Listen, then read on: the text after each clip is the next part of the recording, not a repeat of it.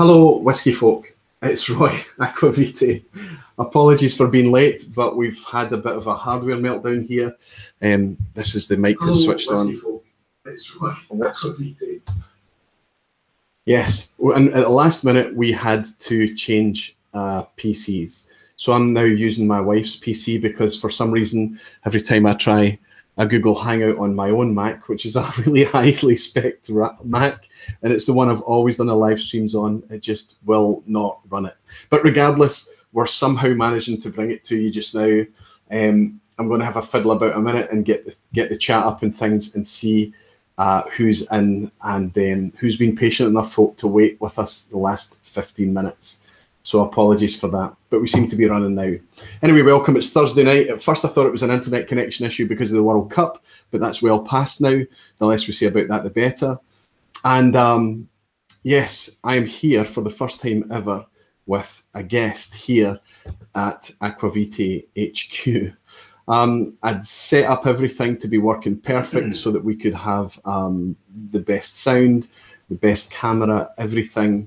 We came in to set it up tonight, and for some reason, my Mac, every time I open a Google Hangouts call, just runs off the scale. So we're now using this. It seems to be working okay. Yeah, that's right.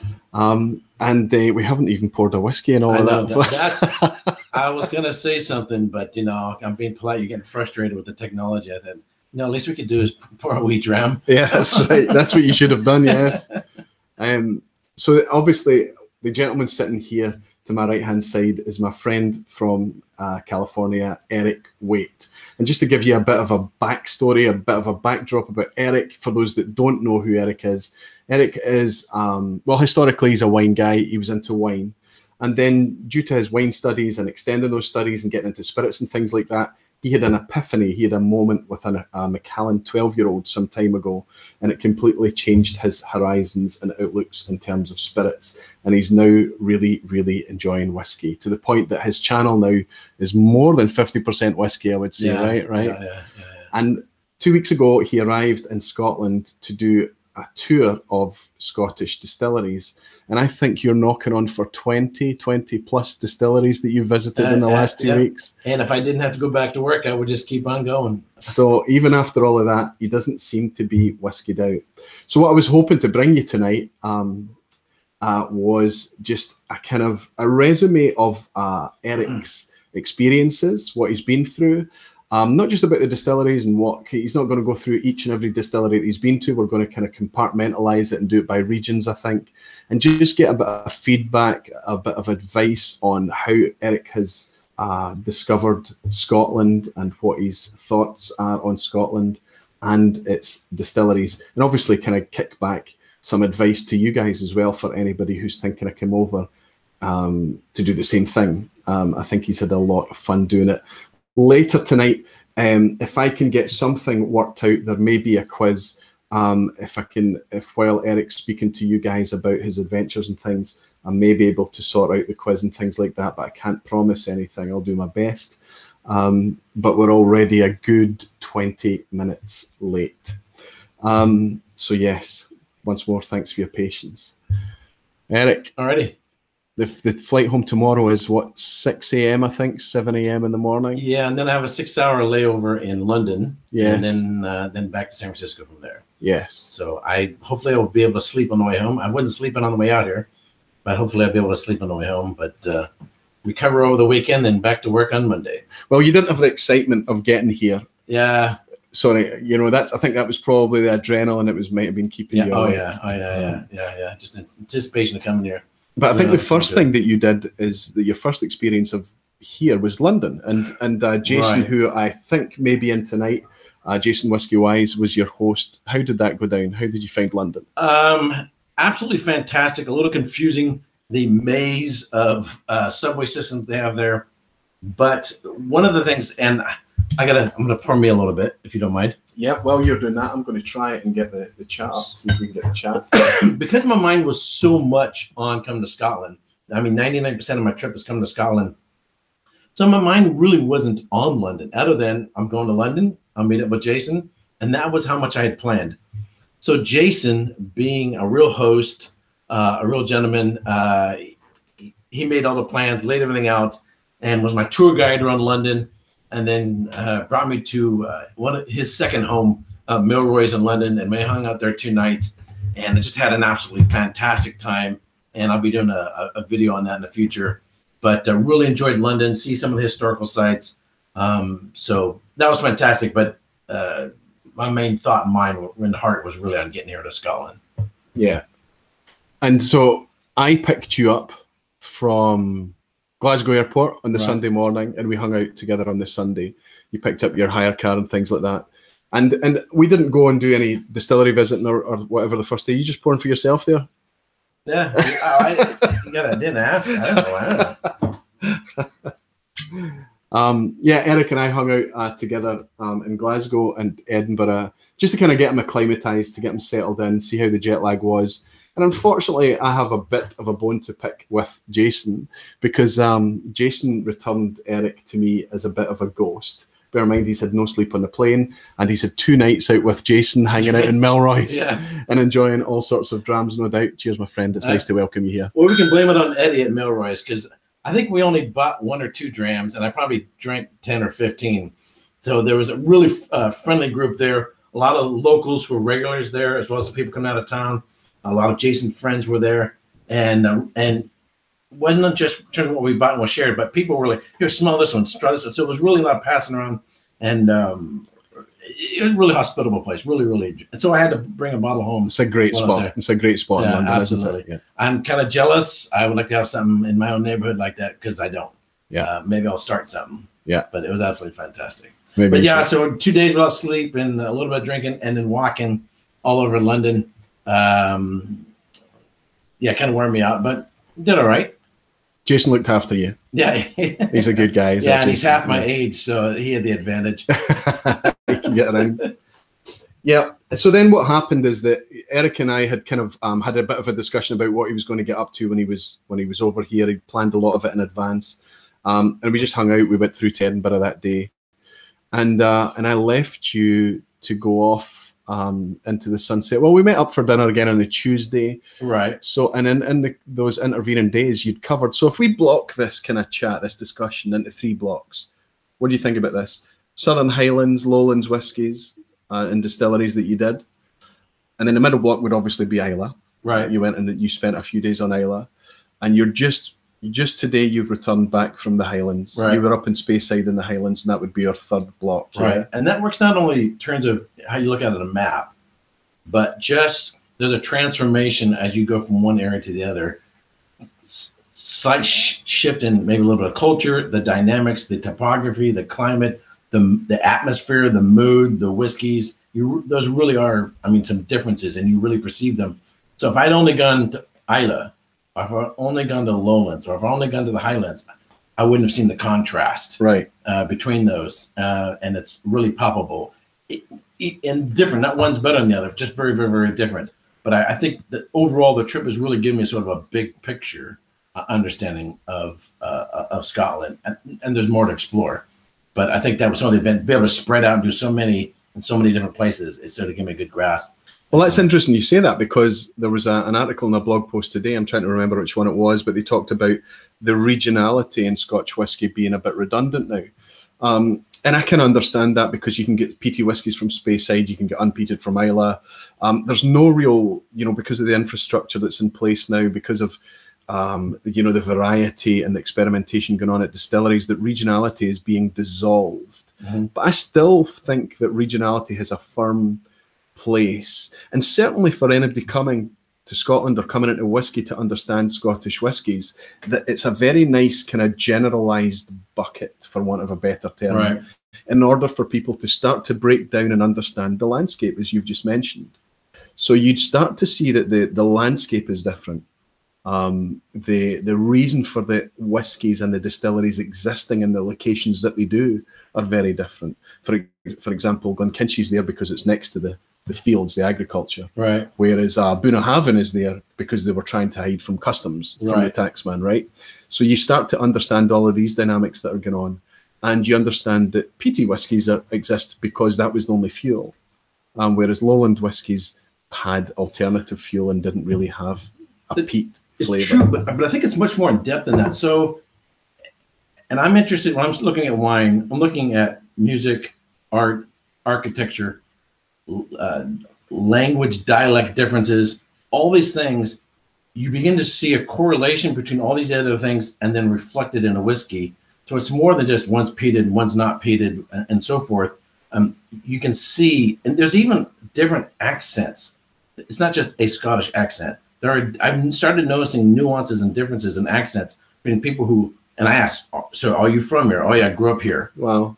There's difference. It's like Southern California versus Northern California or New York, whatever else around the United States.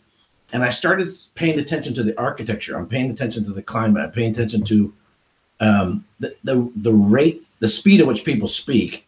And then you start looking at the differences in the whiskeys in a general sense, and you can see these little glimpses of a reflection of these in the whiskeys, just as if you were to go to Italy, the differences between Piemonte or Umbria or Basilicata or Sardinia. It's not just the grapes. It's not just the soil. There's everything else, the terroir of the people that seems to sort of come up through it.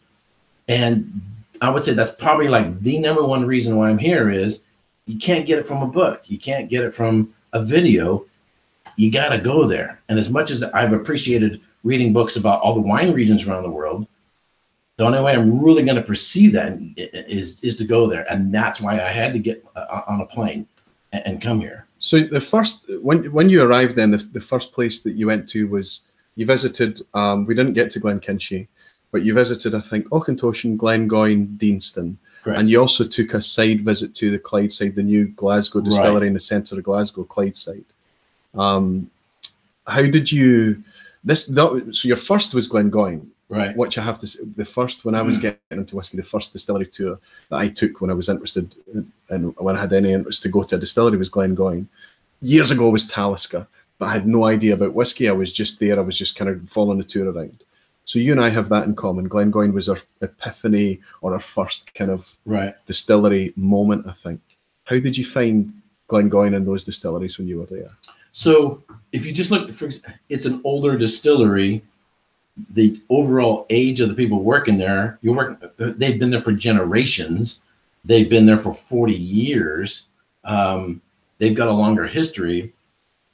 And then, so when you're sitting there with them, I mean, I hung out with a gentleman named Bill, like 5-6 hours, going through all the production, the history, the whiskeys. Because you did a master class at Glengoyne, right? A master class. But it's like all of that I could get in this.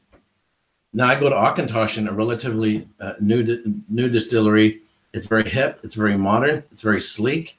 Things have been built around tourists coming in, what their marketing is, and then what's in the glass. It's all reflected in there. And then now Clydeside's not producing anything yet, but I can almost. Well, they're producing, but they're not selling. Right, they're not selling it. Yeah, right. Yeah. But it's almost as if I could kind of see the trajectory as to where it is and where it's going to go. I mean, I could be wrong, but probably what the profiles are going to be similar to. Did you get to try any of the Clydeside new make? I meant to ask. No. So okay. I tried new make at a number of other distilleries, but not at Clydeside. Okay. So that's you. You've been to 4 distilleries. This is before your trip to Islay, obviously. Did you already feel like you were here? Yes, until I got to Islay. Then when I got to Islay, I was like, oh no, this is night and day. Completely different. I thought, okay, this is Scotland, this is it. And then you go to Islay, and you're like, oh wow, this is a whole nother thing. And then I get to the Highlands, I'm like, oh wow, that's a whole nother. It's a whole nother thing. It's like the difference between Texas and California and Alaska. I mean, just radically different places. And it's more than just this one's peaty versus this one's not peaty, or this one's a little fruitier. It's much more than that. It's hard to articulate. It's really hard to articulate. Mm-hmm. But it's also, so I've eaten a meal this big. I've eaten a huge meal, and I'm still chewing on it. I'm still digesting it, and it's going to take me months to really sort of, as I continue to think about it. So this is just sort of my first impressions of everything. But as I continue to go through my photos, video, and try the whiskeys I brought home and think about it, meditate on it, it's going to I'll absorb more out of it just as I continue to think about it. All those photos, all that video footage that you've taken, have you got any ideas about how you might share that with us? In terms of, yeah, definitely do videos, but I want to focus more on storytelling than review. But I haven't got that really mapped out yet. But probably over the next week, I'll have a general plan as to how I want to approach it. It'll be different than what I've done before in terms of more formal study.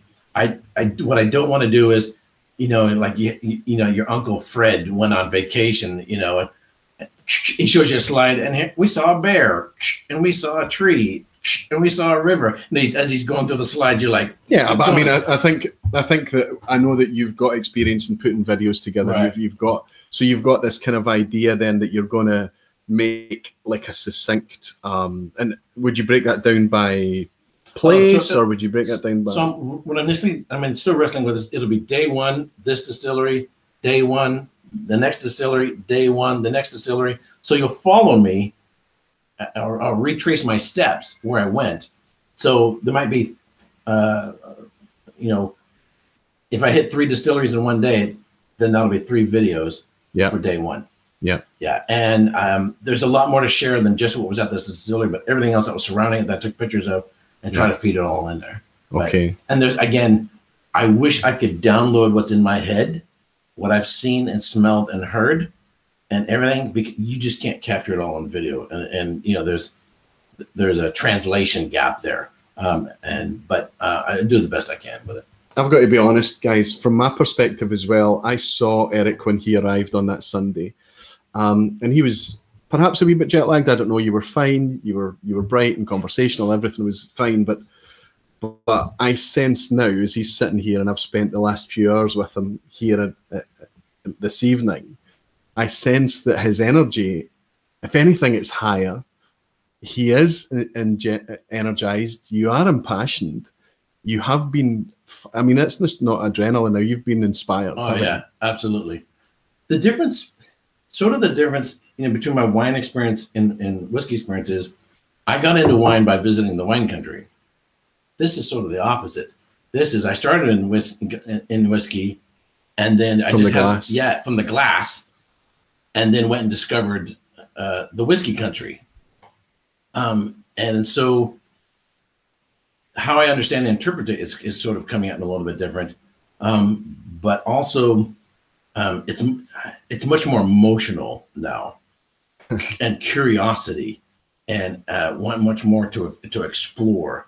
So one of the advantages in travel, so most of my trip was by myself, spent 4 days with a tour bus, is I want to know more about Scotland itself, its history, its culture that surrounds the whiskey culture.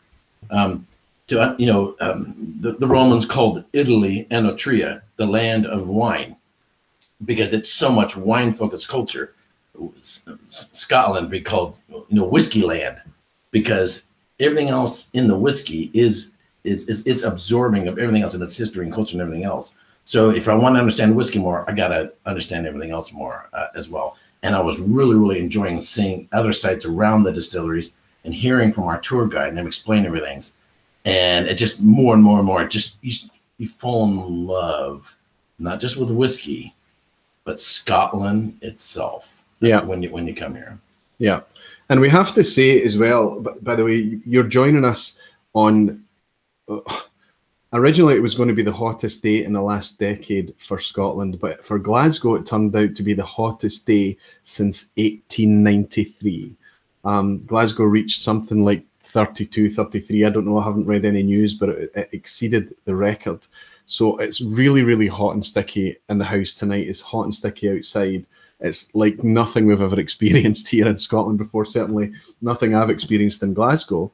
But you've had that weather pretty much since you arrived as well. It's quite unbelievable. It's kind of funny because I was telling everybody, hi, I'm Erik from California, and I brought the weather with me. Yeah. And they said, so how long are you staying? We don't want it to leave. We want you to stay a while. But do you think the weather's played into that? Or do you think you might have enjoyed having a couple of kind of rainy, dreich days? So we had a couple of rainy days. I mean, just before we went to Islay, we had a day of rain, which Edinburgh in the morning, I mean, just crisp air. But Islay was in the 60s. We had sunshine, but it was in the 60s and a slight breeze. It was perfect. It was sunny enough to get good pictures and enjoy the countryside, but cool enough to where you still enjoyed whiskeys. So I wasn't in the mood to break out a rosé or a Chardonnay or something like that. This right now is really the hottest it's been, even up north. So you get up early in the morning. It's still cold in the morning. So it really hasn't been a factor, other than it's made for great photography because you get a lot of sunshine. Nice views, nice clear skies and things like that. Unbelievable, unbelievable. So you mentioned Islay there then. Take us through. I'm going to try and get the chat up and things like that because I know I can see things scrolling in the backgrounds. So I'm not ignoring Erik. I will be listening to him, but I'm just going to try and recover some of the technical issues that we have. Well, you maybe give us your experiences on Islay. Wait, because because of the video that I put out, just how close Islay is to my heart. Right. So Islay, first of all, Roy was helping me out a little bit before in planning my trip, and it's tour buses versus driving yourself, and there are pros and cons and advantages to both. But got on with Scottish Roots and went to Islay. I did 3 live videos from Islay, so you can go back and watch those on my channel if you want. But the advantage of going with a group and having a really, really, really impassioned and educated tour guide is he was able to point out a lot of things as we were driving by, historical, topographical, geographical, as well as he knew everything about all the distilleries we went to. And then we took so we made our way to Deanston, then we went to Oban, and then we got on the ferry and went across. And when you go to Islay and you're on that ferry and it heads south and sort of comes up from the south end into Port Ellen, and you're not on a speedboat. It slowly approaches the port, and you've been sort of, building up this anticipation. We're almost there. We're almost there. And you see those white buildings get closer and closer. It's really dramatic, particularly since the weather was you would have looked off to your right, I guess, and you would have seen Ardbeg first, and then you would have seen Lagavulin and then Laphroaig, and then you'd have pulled round and into Port Ellen, right? Right, and it was absolutely amazing. But then you get there, and Islay is Islay. It's so different from the Highlands and the Lowlands in terms of the feel, the pace, the roads, the history, obviously the whiskeys. I mean, most of us, our first interaction with Islay is these big peated whiskeys, but it's so much more than that. And you're used to looking at that, at a map. It sort of looks like a side profile of a witch's face. That's I describe it. The island itself. That's right. Yeah. And so then when you're making your way around to these distilleries and seeing these really beautiful bays, and you're not just going distillery hopping. We took stops. You get off and you walk out onto the beach. And I brought some shells home with me. And then you driving through the peated fields, which is Islay's equivalent to driving through the vineyards. That's right. In Napa. Just muddier, wetter. Yeah. And so you see all this, but then you go to the distillery and you're talking to maybe the tour guide, and they might be 18 years old, which at first seems kind of strange because in California you have to be 21 in order to drink, and you don't see 21-year-olds working at wineries. They're usually in the mid-20s at the youngest. So here you see this 18-year-old working in a distillery. I saw this young lad going by. He looked like he was 15, but I'm sure he's at least 18. And you're like, wow, they got some really young people working there. And you start talking to their mother works there, their uncle does this, their mother does that, their grandfather. So they've been there generationally. Islay is in their blood. Islay, it's their livelihood, it's their family, it's their community, it's their social networking, it's everything. And it comes out when they're talking about where they're at. Yep. And none of them seem to go, oh, crud, I hate working here. Gee, I really wish I could go work in the Silicon Valley. In the tech industry. They're really, really happy being there. Not like they're Santa's elves or something, but their passion comes through in how they talk about things. That is not matched anywhere in Scotland. there are some great tour guides who are very knowledgeable and they love whiskey, and they do great tours. So your experience, Isla, the tour, the experience, the whiskey experience was, it sounds like that was the ultimate for you then. That was done better there than the rest of Scotland. Because I just want to point out that my friend, the Whiskey Rev, is in. Yeah, it's not, it's not, I don't. He gave you the Macallan tour, right? But see, but he was and seriously, he was the top of everybody in the Highlands. It's different. So you could go to a distillery though in the Highlands, and you meet someone, and they're very good, they're knowledgeable, they're professional, they do everything well. But it's not in their blood. It's not in their blood. Yeah, you know, their family. Maybe with the exception of distilleries, there are some out there like Glenfarclas or Balblair, where they've got lots of family working in the same. Right. But I understand completely what you mean. That when you're walking around Isla, and the more and more people you speak to, you realise first they've got an Isla accent. Right. But secondly, yeah, they live there. They've only left to study, perhaps, but they're brothers and their sisters and their parents and their uncles. And there's that theme running generally. Right. So let me ask you, and I'm not doing this to plug my own video because I'm sure that everybody watching tonight has already seen my Isla video. I've plugged it about 20 times myself. Right. So and the thing is that, but I'm not. But what I want to ask you is a direct question about that. I made that video, and I think anybody watching that video could look at it and think that I had over-egged it a bit, that I had gilded the lily. Oh, you were being paid by the Isla tourism industry. That I'd romanticised it somehow, that I'd exaggerated it. And there might be some truth there in that, but I want to ask you just flatly and calmly that you'd seen that video a couple of times before you went there. Did any of the content of that video, the message that I was trying to get across about the magic of the place, did that resonate at all when you were there? Could you get it? Well, it's funny because it's sort of like, you know, if you watch a movie, some historical movie, a Western, and then you go to the old country town where the Western was filmed, and you go, oh, wow, this is where it all happened. You know, it was similar to like that, except for the differences is your video is one-dimensional, whereas being there, you're in 3D and surround. I mean, you can smell it, and you can taste it, and you can walk on it. Yeah. And the only way is if you had a 3D, 360-degree camera, which they're out there, and do something of Isla, and smell-o-vision. Yes, and get smell-o-vision in there. But I felt like very much like I was on a whole nother world. It is very otherworldly, but it was absolutely fantastic, and the people too. Yeah. The Isla. They were talking about the Isla wave there, but people were super friendly. And they seemed, unlike me, very like they took a breath. Like they're kind of chill, they're kind of relaxed. They're morning, they're just they're very, very, very chill. I understand completely what you mean. And I meant this before. Isla is Scotland's response to Hawaii.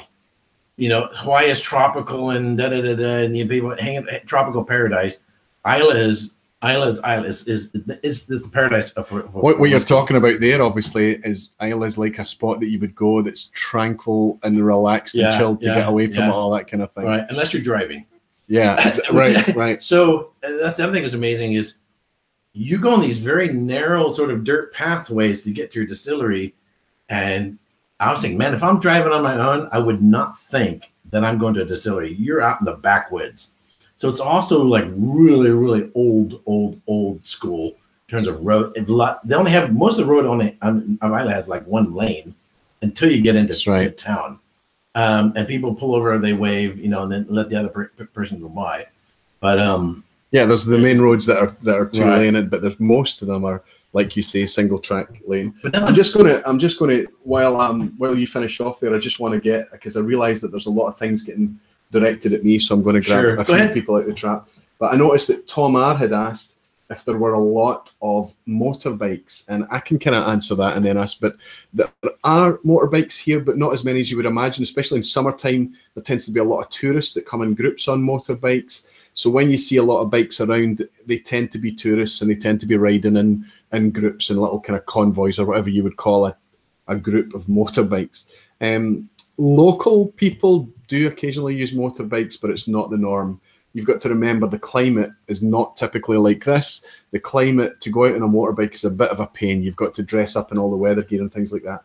So no, Southern Europe, bikes are super, super popular. Scotland, not so much. What we get here is tour bikes, and it's very, very popular to have tours of Scotland on motorbike. Did you see much motorbikes, sir? They were in groups, and the funny thing is, I was really surprised how many Harley Davidsons. I was not expecting American motorcycles, and you of course see the Triumph, which I believe is a British motorcycle, and then Indians, which I don't even know if they're still being made anymore. Indian motorcycles. So I saw a few. Did you see some? Yeah. Yeah, but I think it's that time of the year. Swami Malt in Montreal. 9 months out of the year, his motorcycle's in the garage.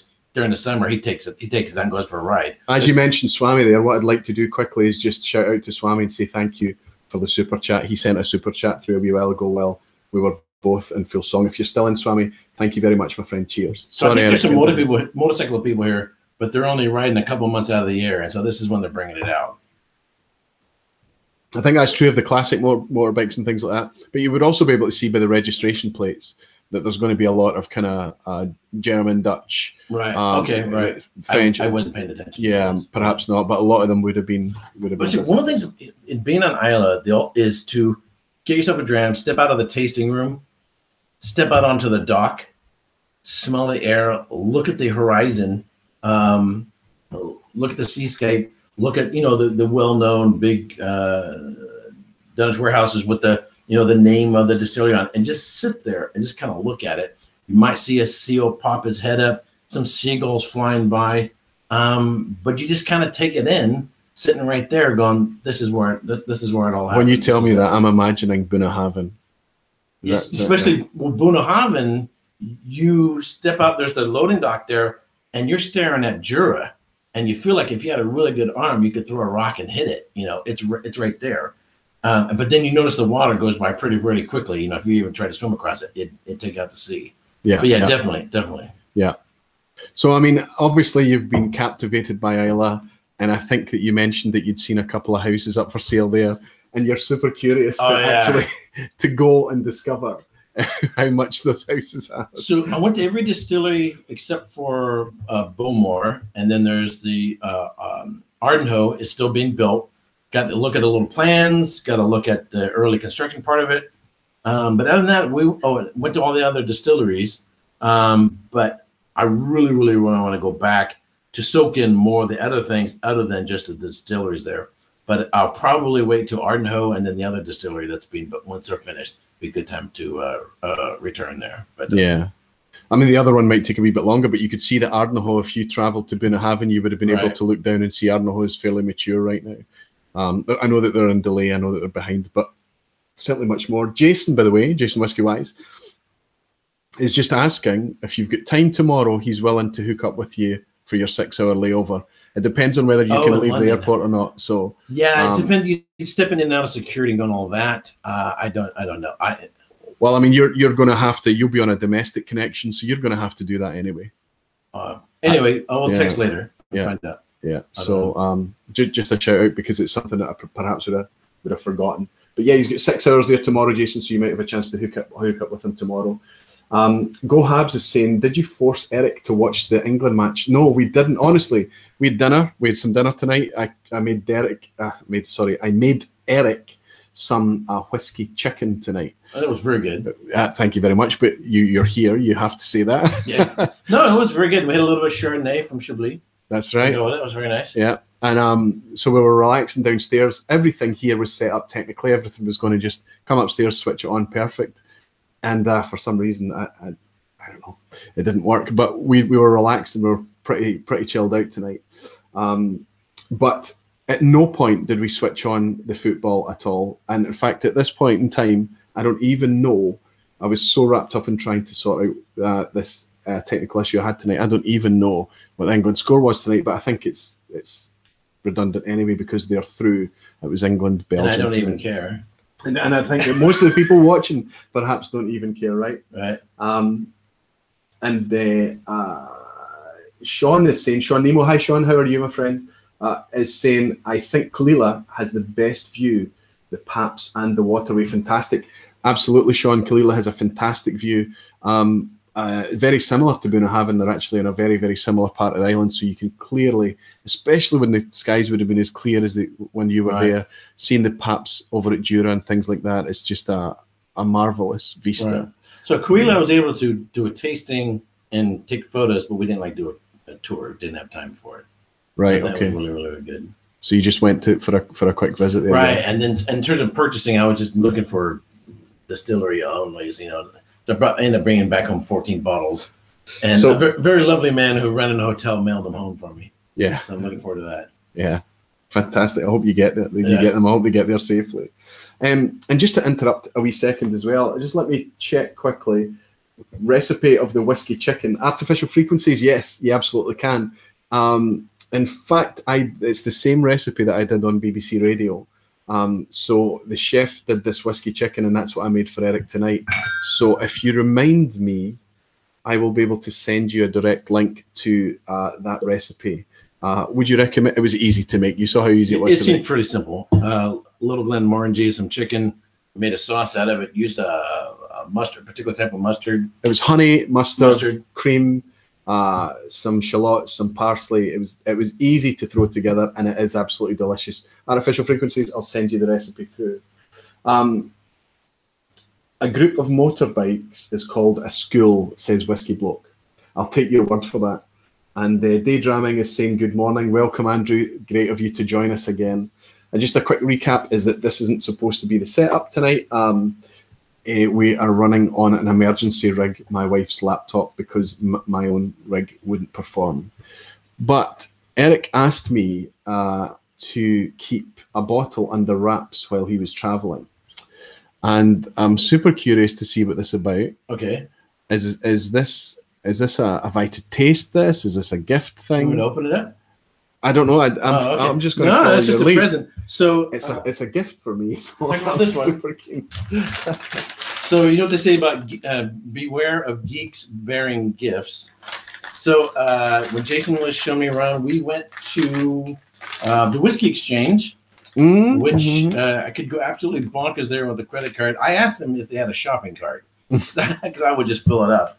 The place is huge.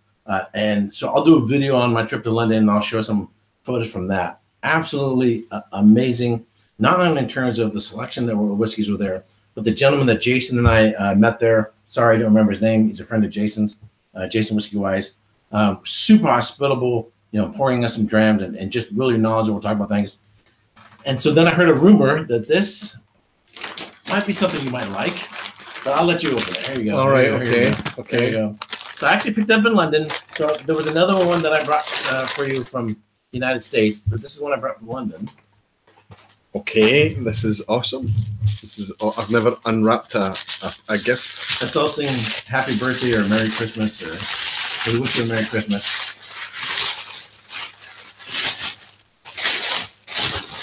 What on it? Holy shit.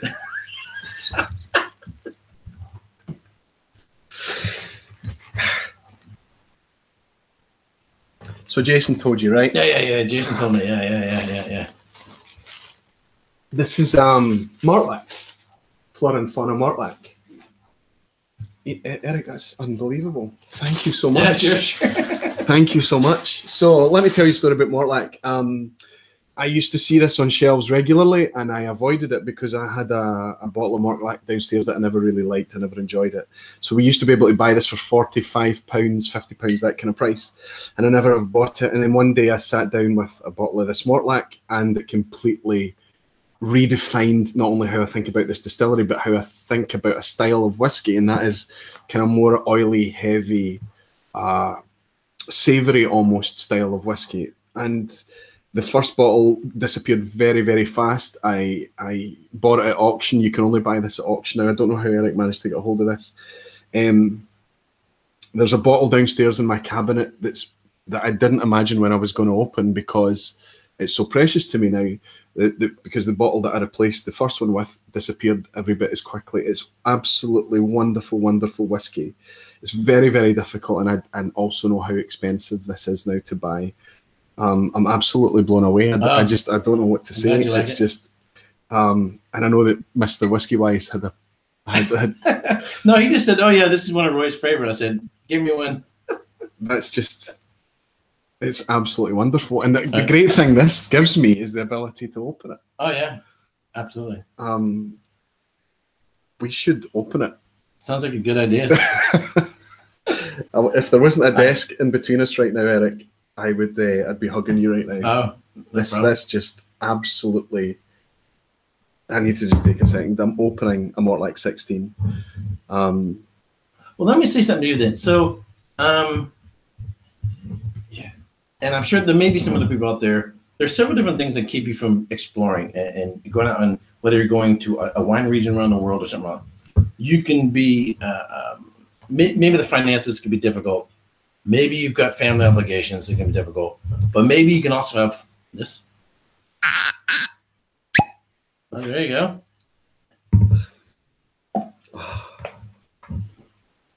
But sometimes you can have fears that can keep you from going anywhere. You know, you're going out somewhere by yourself. You know, if you don't have a group of people to go with, a place that's completely unknown, or having a fear of flying. I had a fear of flying, which I think I've completely recovered. And I had a fear of driving on the opposite side of the road, on the opposite side of an automobile. So I've broken that fear. But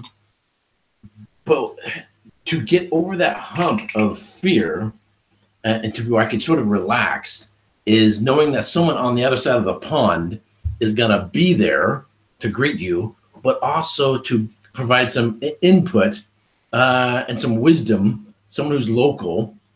And I could kind of, this is doable. I can do this. You know, I had the time and had the money, but getting over the other, you know, the foreignness of going to another place. The one advantage of going here versus France is we somewhat speak the same language. So I didn't have that hurdle to deal with.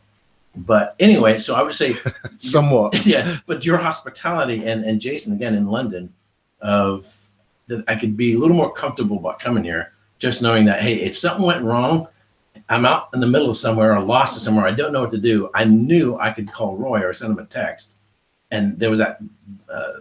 Well, and that's something. Buffer. That's one of these unimagined benefits that I've had out of, yeah, we should really share this. And this, you're having this on the back of a Springbank 12 cast strength. Oh my goodness! It's very, very rich. It's very, very. I mean, this is we can't judge this on a neck pour, right? No, this has been cooped up. 2009, this was discontinued, so this has probably been in glass for at least 10 years.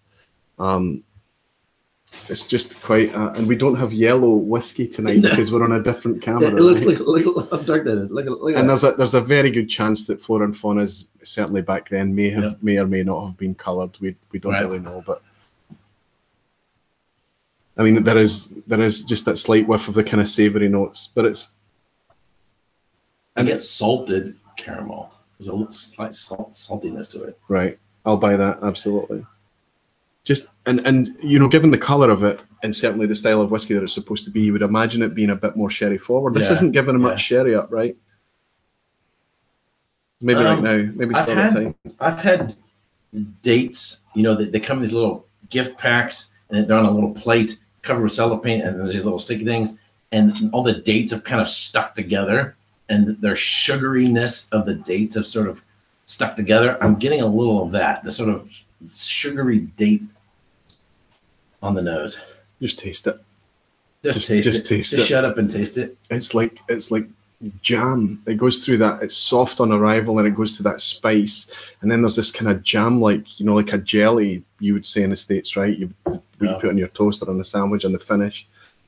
The spices are there, but there's soft spices. It's not like pepper we're getting. It's like gentle cinnamon and nutmegs and things. Baking spices. Right, absolutely. Right. Like you're baking bread and so forth. But this is at 43%.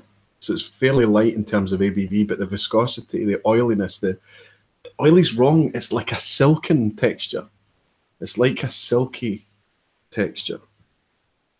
I tend to associate oily characteristics if you have pesto or something like that leaves a film, whereas this is glossy, silky, and velvety. It's more like a velvety feel than it's something that's sort of gloopy, like an oil would be. I just can't believe I've got another Mortlach 16 in my house and open. I can't believe I'm in Scotland, sitting here drinking whiskey with Roy. I mean, that's what blows my mind. Well, that's one of the, as I was just about to say, that's one of the unexpected benefits I've had out of this massive, awesome YouTube community thing, is that when people arrive, I'll sometimes get a little direct message to say, yeah, I'm here, I'm in town. And if I'm available, if I have the ability to hook up with people and shake their hands and if share you need a dram driver, with them, just let me know. I'm available. I'll drive all over Scotland. I've become quite accustomed to driving the roads. And that's been this really cool thing that I've been able to do, is be able to shake your hands and say hello.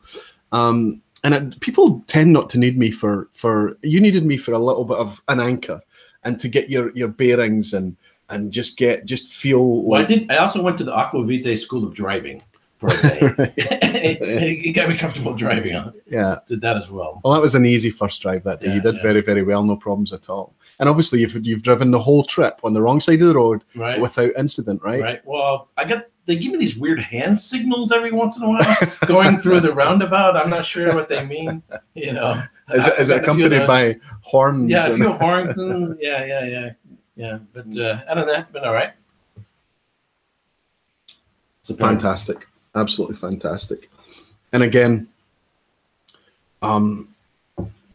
you can't. It'd be easy to kind of pick fault in the fact that it's 43%, but when it's giving you that experience at 43%, and I'm saying intensity and concentration of flavor, but without the big punch of alcohol that you might get from other ones.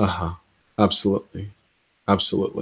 This is going to be something I'm going to have to really try hard to reach past. All right. It's also good for breakfast, right? For lunch, for dinner. It's really, really nice. That's amazing. I mean, I didn't know. I actually thought that you were going to bring me a nice wine or a sherry or something, or that's what I was expecting. But no, the wines I would want to bring, you couldn't appreciate. If you, honestly, without a word of a lie, if you said, Roy, I'm going to buy you a Flora and Fauna, and I'm going to buy you to drink, what one is it going to be? Money's no object. Yeah. That's what I'd have picked. Yeah. It's quite uncanny. It's unbelievable. Anyway, let's see what people are saying. Whiskey Bloke is saying, hug him. Don't you worry, Max. Eric will be getting all sorts of hugs before he leaves here tonight. We have a desk in the way. A handshake will have to suffice for now.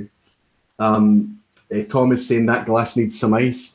Yeah, well, we did enjoy a couple of Deanstons tonight. Yes. Poured over ice. The weather was perfect for it. We had Virgin Oak Deanston poured slowly over a couple of chunks of ice, and it was the appropriate drink for that time, right? Sure. It's only 90 degrees. It gets around 100 degrees in California. I mean, and it's a dry heat. To me, it's not that bad in terms of the heat. You're just not used to it yet.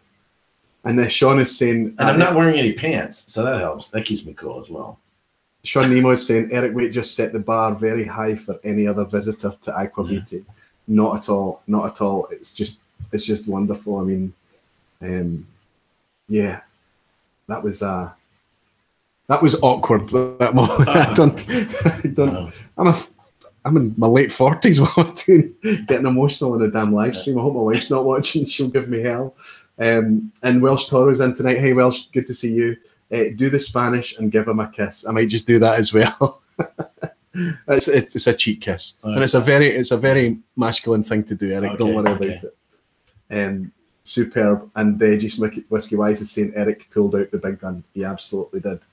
Which, talking of Mortlach and talking of your experiences and driving around and the distances that you were doing, you come back off Islay. You've got to be on a cloud when you come back from Islay. Right. You're absolutely loving it. And I know that we'd spoken and you talked about, I've seen houses, I love this place, I don't want to leave. I needed one more day. Just give me one more day. I just needed one more day. You wanted to pick off the ones that you missed, which would have been Bamore you missed. But I just wanted to soak in more of the surroundings of the island. Well, what you could have done is had more of that landscape thing where you'd have walked out to the War Memorial and taken an American War. That's right. You can hike up to that. And they've also got, did they take you to Finlaggan and the seat of the Lord of the Isles and things? Yeah. So you got to do that. So you got to do some tourist things. Right. Superb. But you come away from Islay, maybe feeling a wee bit short-changed, but you're certainly on a high and loving it. And from Islay, you went back to Edinburgh for a stopover, didn't you? Well, the bus dropped people off the airport and so forth, and where it starts is in Edinburgh, near St. Giles Cathedral. Yeah. So that's where it picks up. So that's where it dropped me off. So I stayed at the hotel there. I had a rental car that I picked up from the airport and left it there. So I picked it up from there, and then the next morning headed for the Highlands. So when you say the Highlands, you're talking about Highlands and Speyside. Highlands and Speyside. Right. So take us through that. I mean, and when you take us through it, I know that when you do your own videos and when you go back home, you're kind of going to be a bit more surgical and a bit more precise about these notes.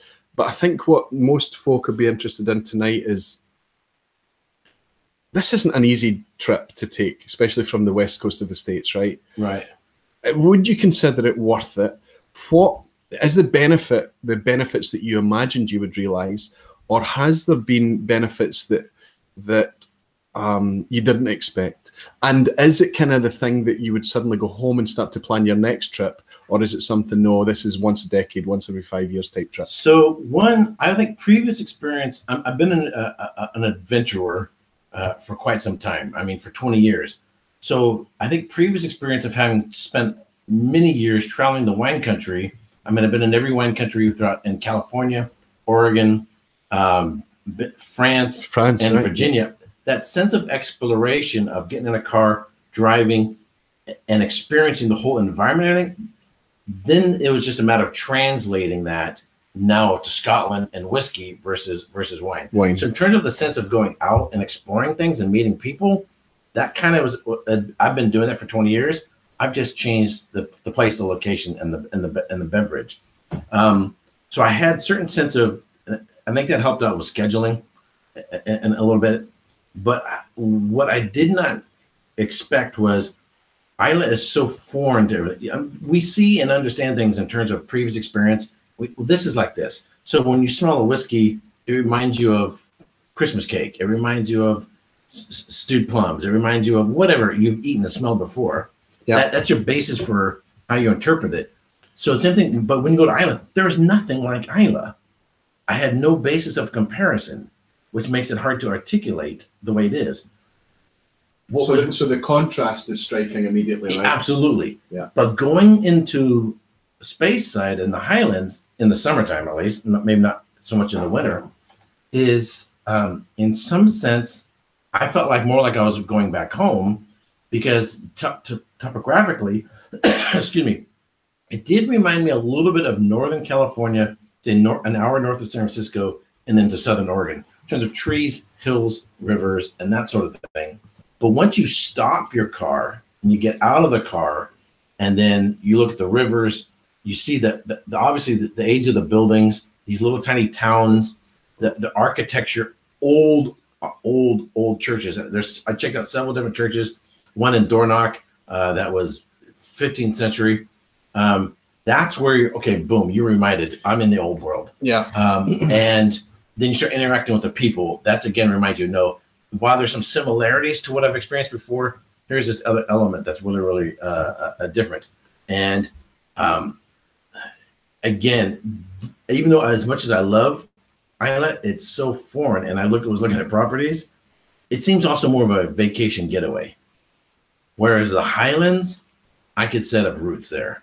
Particularly I was looking at Dornoch in the Highlands. This is a place I could settle in. This is a place. Well, I mean, even though you're in the Highlands, and even though you can see that, I guess off to the east, it's more agricultural, Right. Slightly flatter landscape, more fertile kind of plains and things.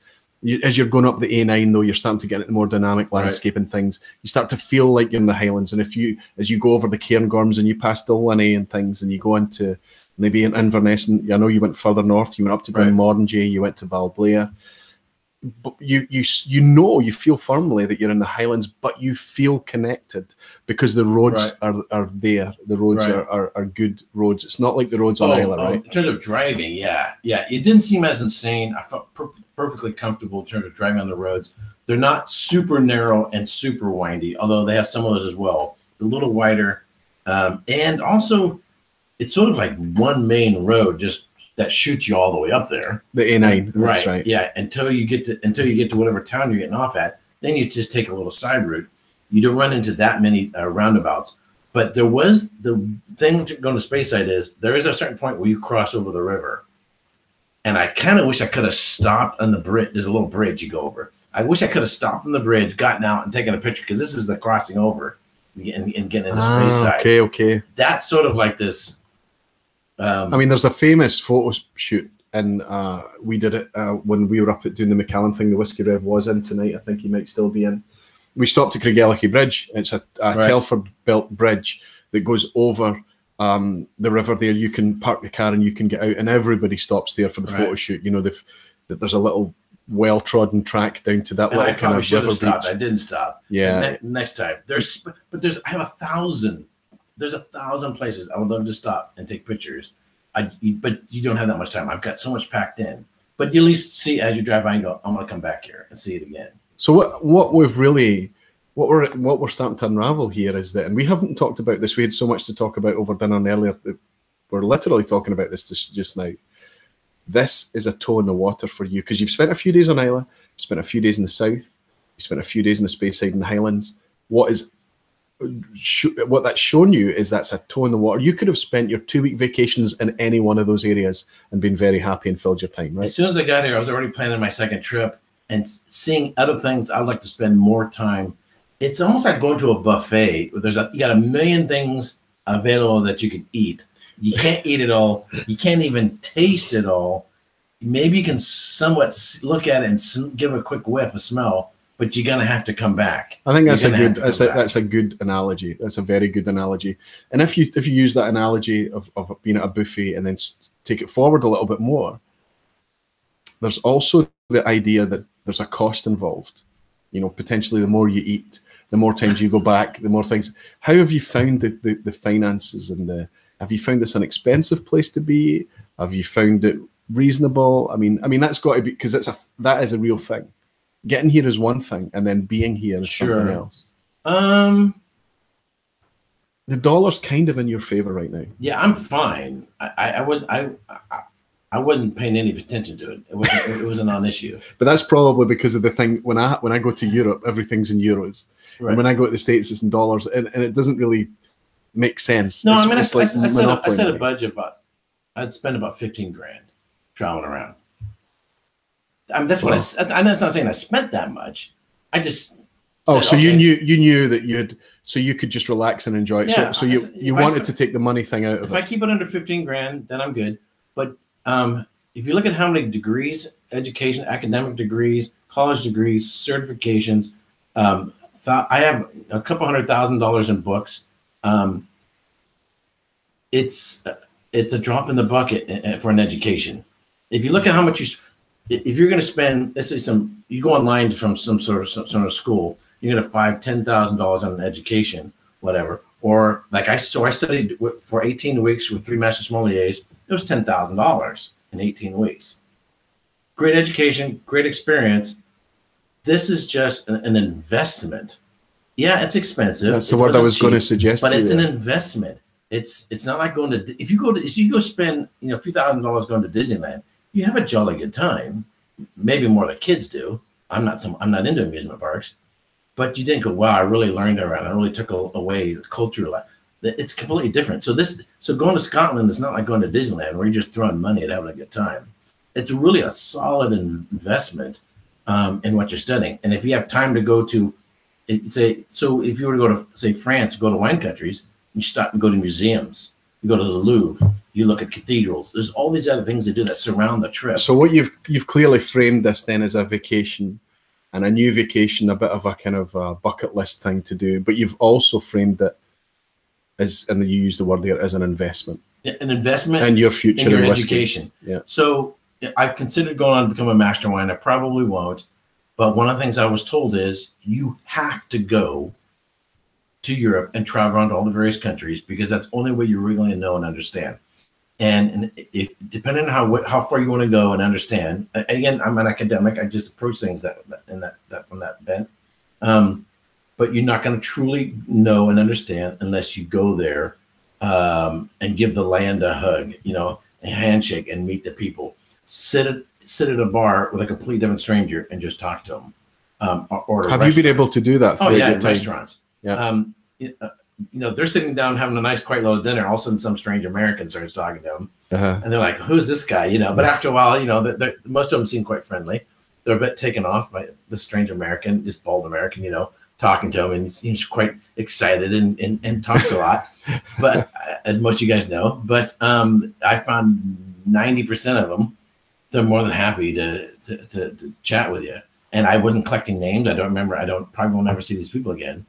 But it was really interesting. You could see someone there and just start talking to them and chat about it, and they're interested in where you're from and sharing your experience and where you're going. And funny, I'm actually going to places. There's some of the people who live there they've never been to, because they just kind of take it for granted. This is where they live and so forth. That's right. It's like the New Yorker that's never been up the Empire State Building, and the guy from San Francisco who doesn't hang out much at the Golden Gate Bridge, I guess. No. Right. It's just there. But I would say overall, I really see this as an investment in education to really have a better understanding of this beverage, this whiskey that I've fallen in love with. That's very, very similar to some of the comments that I got back from when I was in Islay. And that, in fact, one of the comments that made it onto the video was one of the guys that I interviewed said that he wanted to go to the source.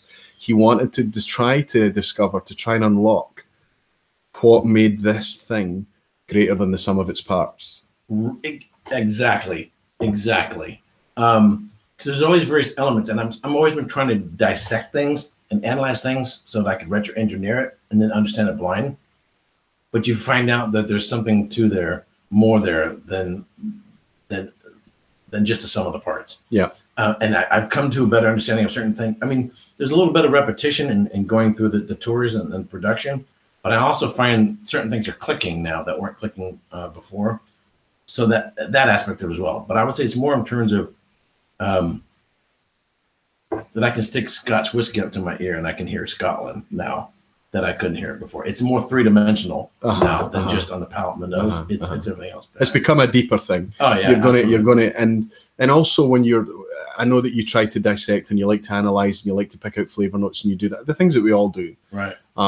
But when you're doing that now, you're probably in your memory, you've labeled a lot of notes that's going to take you not to a flavor, but to a place. Exactly. So that's the funny thing is this, one of the, in terms of you hear a song and you remember a girlfriend from high school. You smell something, a flower, and you remember your grandmother's funeral. Right. You taste something, you remember, oh yeah, this restaurant you went to, they remind you something else. The same thing here, there's this smell and taste and flavors to these whiskeys. I now have this association, this correlation with a place now, that when I can smell and taste something, particularly if it's from a distillery I visited, that it brings me back to that time as well. Tasting this whiskey right now is actually, and I'm being a bit of a sap tonight. I'm watching some of them go by. It's taken me back to sitting down at my breakfast bar downstairs with the Whiskey Rev. The night that we opened our first bottle of Mortlach 16 together.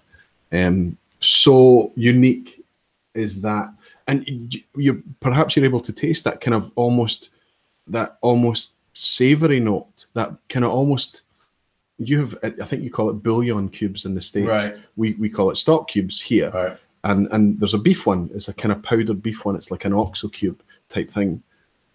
And when I use oxo cubes, I'm literally just grinding them up with my fingers and dropping them into whatever casserole, stew, sauce, whatever I'm making. And then the smell on my fingers after it is that meaty, savory. It's almost a little bit like, this sounds gross, but so many tasting notes in whiskey does. It's almost like a wee bit like sweat. And I know that that's not a cool note, but it's that kind of, there's a.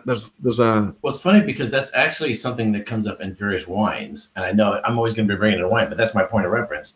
In the Northern Rhone, Syrah can have those meaty notes. You can hear like desiccated meat. Barbera from Barbera de Alba in Italy can have those savory notes. So I'm accustomed to those, non-fruit, non-spice, non-floral notes being in my beverage and being able to really, really enjoy them. But I haven't smelled or tasted a bouillon cube in a long time. But now I can see that. So if you just add a little sweetness to a bouillon cube, honey, a little maple, with the bouillon cube, I can definitely see that. And with a little bit of bacon spice in there as well. Absolutely. Absolutely. Let's see what comments we're missing. The Alchemist, welcome in, The Alchemist. Good to see you in. It's saying Aqvavitae as a wine connoisseur. Erik Wait, Aqvavitae, as a wine connoisseur, have had a chance to try the Glenfiddich Winter Storm. Now, the Glenfiddich Winter Storm was aged in, it was a 21-year-old that was aged in Canadian ice wine.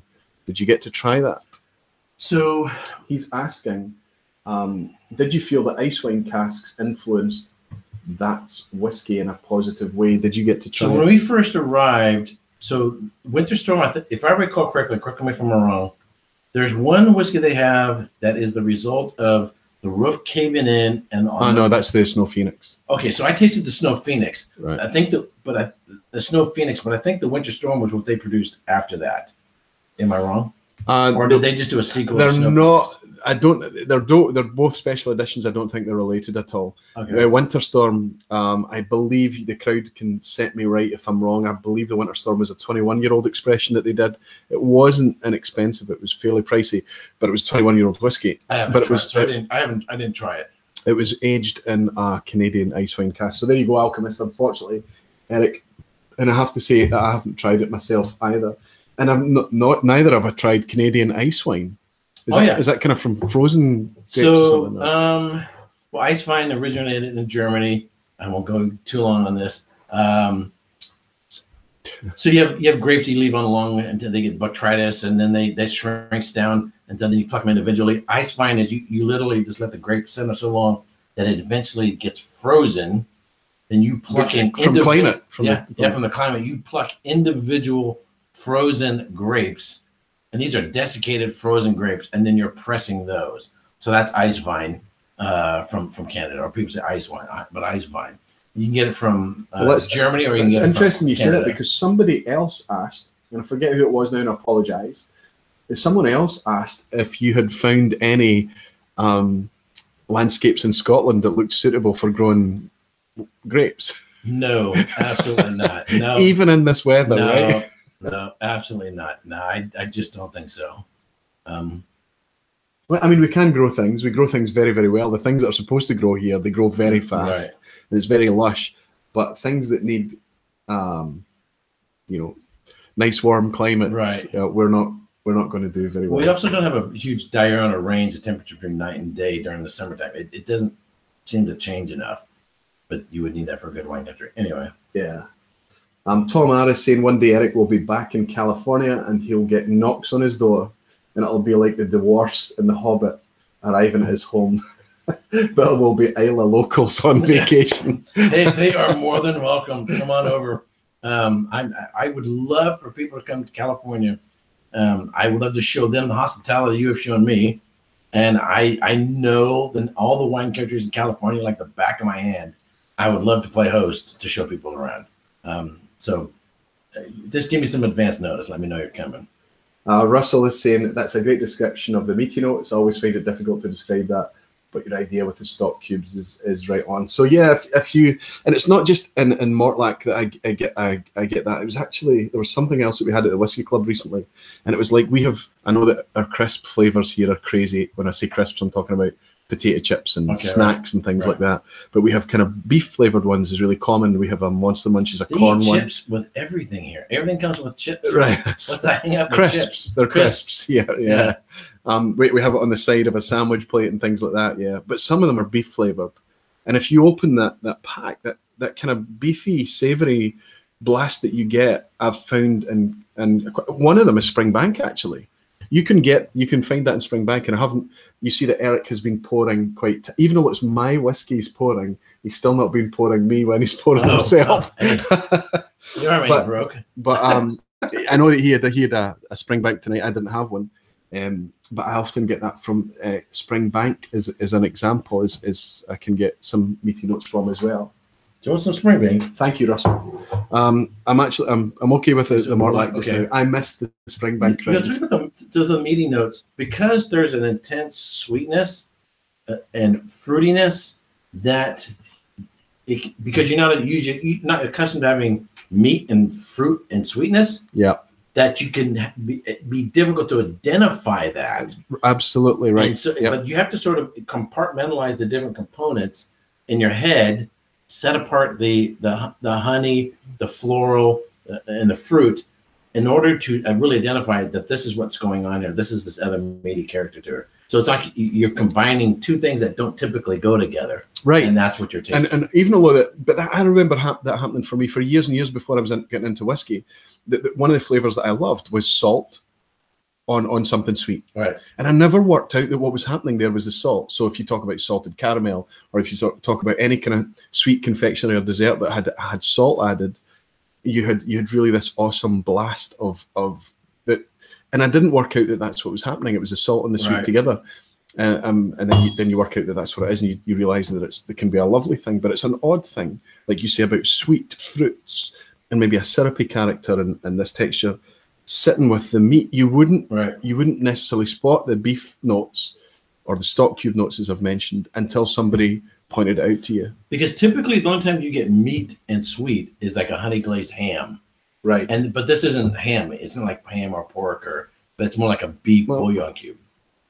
Yeah, because pork and barbecue notes are common. I think you can pick those kind of, and I think the reason a lot of the time that you get barbecue notes is that what happens is you've got a sweetness, like a syrup or a glaze thing happening with a smoky whiskey or a whiskey with a bit of smoke in it. So that draws you to that barbecue kind of. I don't know if you would agree with that, but kind of it draws me in. Some of the wine finished Springbank like Malbec, 13-year-old. I think I picked up a little of that on that as well. Which is a wonderful.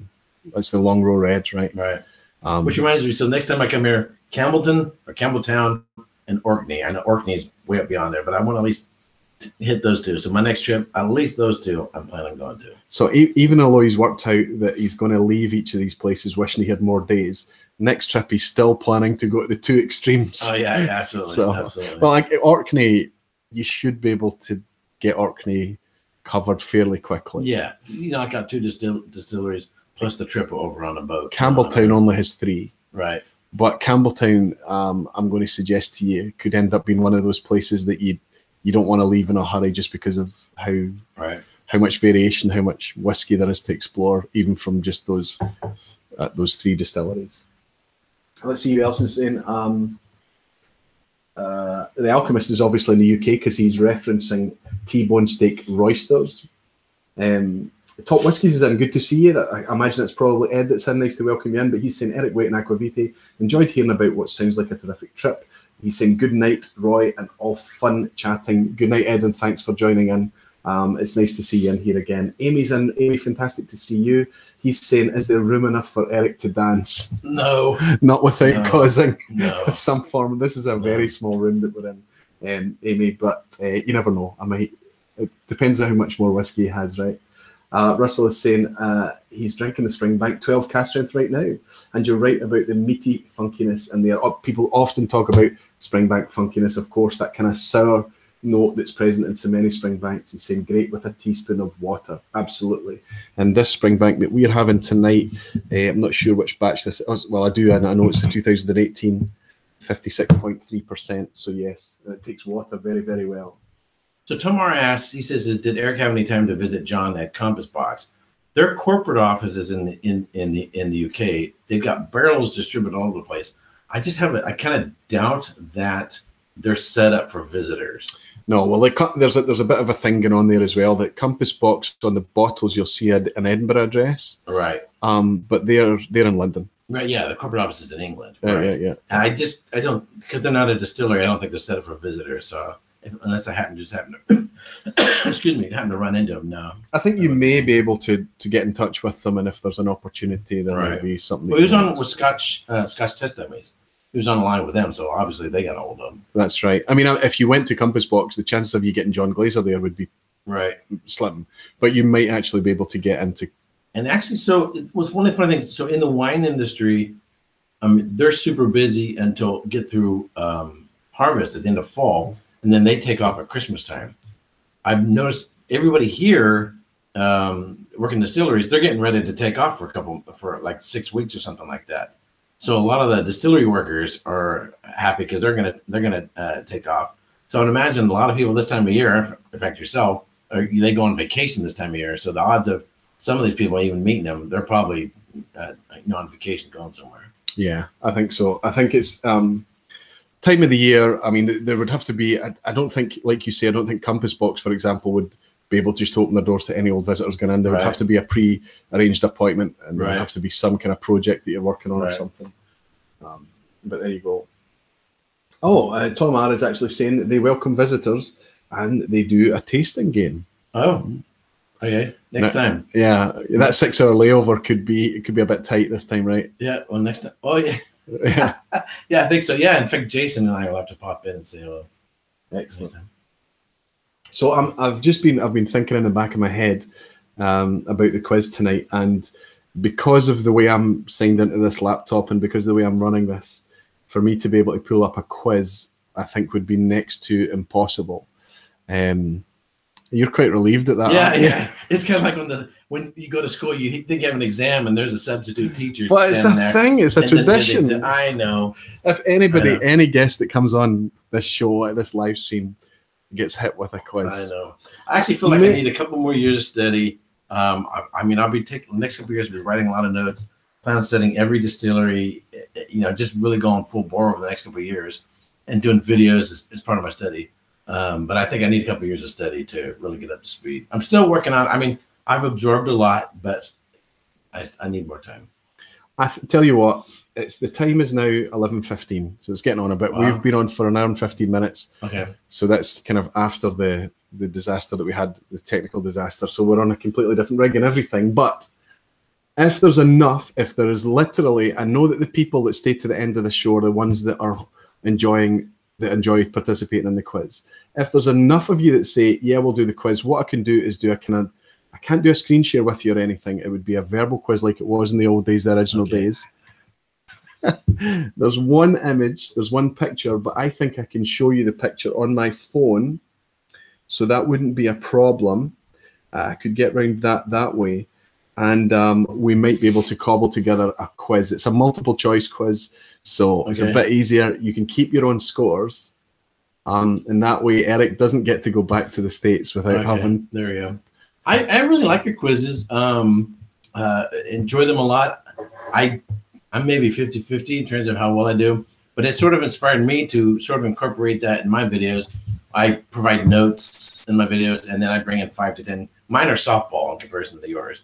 5 to 10 question about whatever distillery I'm studying. But I've sort of picked up on that idea, incorporated that into my videos. Well, the idea of the quiz isn't that, and it's almost like I'm failing if people are getting regularly 9 and 10 out of 10, right? Right. Because the idea is that it's not to make them hard. It's to give thought-provoking questions, things that make people think, or things that make people feel like they might have learned a little factoid here and there, or whatever. Right. But of course, there's the competitive element is there, but it shouldn't really be what drives it. It should be the fun.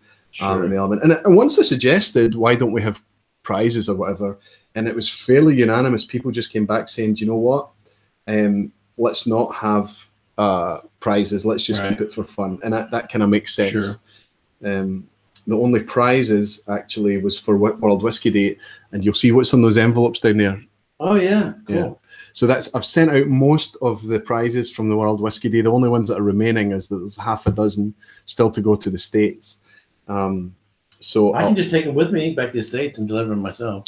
Do you think you've got space in your luggage for those? Probably not. So that's a whole nother issue. I'll do a video on that, on purchasing and how to get stuff back home, what to look for, and just sort of tips on that. Well, that's gold. That right there is gold. That's a whole nother show. Yep. When we were there on Isla, there were so many guys. There was one guy in particular I spent a lot of time just kind of trying to work out. He spent a lot of time trying to work out how to get.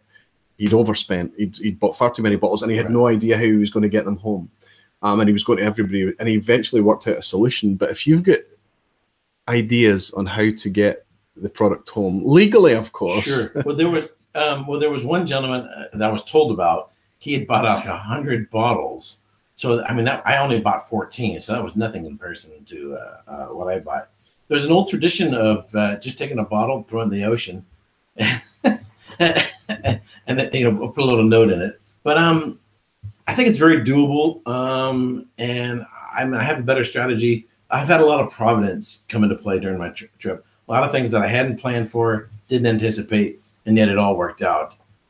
So I've learned next time I want totally depend on serendipity to provide the means of getting stuff home. That's right. Yeah, I'll do a video and talk about that as well. But I mean, it has been serendipity that's given you the solutions this time, and it's worked out okay for you. Yeah. Certainly the Islay thing, and the rest, I guess, from the Highlands, you're just taking home in your luggage, right? Yeah, it's only about half a dozen, but there's a whole story to that as well. Okay, okay, good. That's for Erik's videos. You'll have to catch it, all the intel on that on his channel as well. Just want to mention your channel for the folks that don't know it. We've got we did quite well tonight. We had a fair old crowd in. I think it's getting quite late now, so it usually starts to drop off a wee bit, especially when I start to mention things like the quiz, right? But there's still 67 in just now, so there's quite a few. And where will we find you, Erik, if we want to follow up and enjoy these little kind of digests that you're putting together after your trip? Well, one of the advantages of my name is there's not too many Erik Waits in the world, and that's a good thing. Is if you're just typing my name on YouTube, ERIK WAIT. No, I have two channels. One is just for notes for people studying for wine exams, but the other one that has, I don't know, 2,300 or so subscribers to it. And I've been posting 3 wine studies, 1 whiskey study, 2 live whiskeys, and that's going to shift. It's now going to go to probably 75-80% whiskey. The rest, 20% will be wine. I plan on doing some sparkling wines over the summer. Given the material that you've generated over the last 2 weeks on whiskey, I don't see wine getting much of a shout. Well, once a week I want to do I'm going to plan on doing the top 10 champagne producers. But anyway, so type in my name into YouTube, you should be able to find it. It shouldn't be any problem. And as Daniel will point out to you, it's Erik with a K. Absolutely, Erik with a K. Okay, I just want to double check what we're having here. I am seeing no requests for the quiz. Jason is saying what Erik said. Let's show Aqvavitae and Erik some love with a thumbs up. Yes, give us a little thumbs up. Just not for a particularly good show tonight, but for somehow managing to salvage what was right. I mean, at one point, did you think this isn't going to happen? No, because that's a whole nother show. I've had a gazillion things go wrong during this trip, and yet Providence worked it out. And it's just like, you just kind of stop and you're going to go, thank you, Lord. Yeah, it just things I had not. How am I going to get through this? And it works out. And what it really taught me is chill, relax. Somehow, some way, it'll work. Well, you saw me at my peak of forced relaxedness. Right. So I was not. I was trying my best to be relaxed, because obviously when you're a bit stressed, you can't really fathom out what the problems are and what's going wrong. You can't work it out. And I still can't work it out, because every time we launched that, the CPU just went crazy, and we still can't fathom it. We haven't worked it out. I'm sure it's one of those things. Well, they say to err is human, but to really screw things up, you need a computer. Yeah, that's right. Yeah, that is exactly what happened tonight. Every time. I don't know if we'll ever get to the bottom of that. So it looks like, I don't know. Chris Banks Wildlife is saying Scotland is amazing. We live in Derbyshire, no comparison. So we've got a big screen up here with the chat in fairly large type so that we can read it from a distance. But unfortunately, because we've had to put this PC up, is the kind of makeshift rig. We have to stare over it. We have to look over it to see it. Whiskey Bikers is saying Aqvavitae, you missed the requests. How was that for the quiz then? Let's zoom up and see. Well, we've got Jason Whiskey Wise, I can see, is still in. And Jason, if you can just give us some indication of whether we keep the quiz for the next show and let him off the hook, or whether we should try. I wanted to share one more thing about the Highlands, which is, the anticipation of coming here with building up, getting more and more and more. It's kind of like Christmas for little kids. That's coming. So excited to be here. But then, so on my last day, and I'm heading down, is it M80? Come down the main highway? What, from Inverness, or? Yes. So it would have been the A9 before the M80. You would have. So coming down the main highway, and on the way up, you're looking up as you're climbing up, and when you're coming down, and you can get these sort of wide vistas, and I talked about this earlier, of valleys with sheep and mountains and hills and rivers, and you just, and since you're driving on such a straight road and have got comfortable driving, I can kind of look out the windows and look around, and your breath is sort of taken away, and there's a sadness that I'm getting ready to leave. You know, it's on the denouement of leaving Scotland. But I remember that I had a playlist on my iPhone of Scottish bagpipes, a number of different songs. And so I played this playlist, again, you know, traditional music from Scotland. And I kind of got teary-eyed as I'm driving south, looking at the beauty of the countryside of the Highlands, listening to this bagpipe music. And it just, at an emotional level, just really, really, really took me away. It's wrapping up this trip, how fantastic it was. Just absolutely spectacular. So this is a place to smell, taste, see, and listen. It's absolutely fantastic. So there you go. Scotland drove Eric to tears. Driving through tears. Yes. No, that's kind of cool that happened. And I think that all the time you were kind of giving us little tweets here and there and sharing direct messages and things, and you were kind of showing us where you were and what you were getting up to.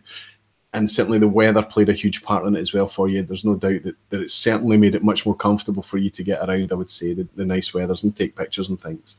But the feeling that you were enjoying yourself came through. Right. The feeling that you were excited to be there, the feeling that you felt very connected and engaged was obvious. And it's good that's happened. And of course, you're here on your very, very last night. And you've got that dread, I guess, of going back to normality, right? Which happens at the end of everybody's vacation. Sure. But think of what you've generated, all the stuff that you've got to share, all the stories, all the little adventures and things. And these guys are going to hear me talking about it for the next 10 years on my YouTube channel. Eric's worked out that he's got enough content to get him through till Christmas time now. That's without touching wine, right? Fantastic. Danny is saying bagpipes. Danny is on the East Coast. Okay. He's in Kearney, New Jersey, and he's a piper. Oh, so I have a cousin. I have a Scottish side of the family. I have a cousin who's a piper, and he was up here visiting. Actually, we didn't connect, and weren't planning on it. So I'm thinking I should call him up, and the two of us can make a trip, and he can bring his pipes with him. Yeah. Dan, there's one of those little bubble wrap packages down the back is yours as well. It's heading out to you. Macallan Fine Rare is saying, he's talking to Whisky Jason. Nice to see you in, Doc. It's fantastic to see you in again. And Jason Coates is saying, as the Scots said, without the rain, there wouldn't be whiskey. That's very interesting, Jason, because I guarantee you there are distillery managers, especially on Islay right now, that are panicking about water levels. It's been so dry for so long that their water sources are becoming in jeopardy potentially. I wonder if I would be able to move that just to let us see the chat a bit better. Can you see that better? Yeah, that's it. All right. There we go, and we can still see us. Right? There you go. And Jason is saying, next time for a quiz, as everyone recommends, to talk more and share Eric's journey and do a quiz next time. I can't believe you're getting let off the hook. Fantastic. That's okay. Eric needs to listen to Dougie MacLean's Caledonia. Do you know the track? The song? Yes. Yes. And it was Edward that did a bottling, 12-year-old. With the name, and it's got the Scottish flag on it. Yes. That's right. That's the edition that they do. I think I've also seen a ship with the name on it, maybe. No doubt. I think I might have seen a ship with the name on it as well. No doubt.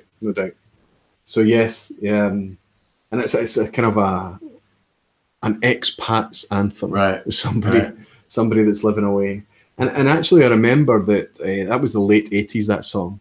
And when I was living in New York in 1991, 1992, 1991, 1992, I was living in New York. And when I was getting homesick and things like that and feeling sad about not being in Scotland, it would always be when songs like that would come on. I was like, oh, wow. Yeah, it's a good track.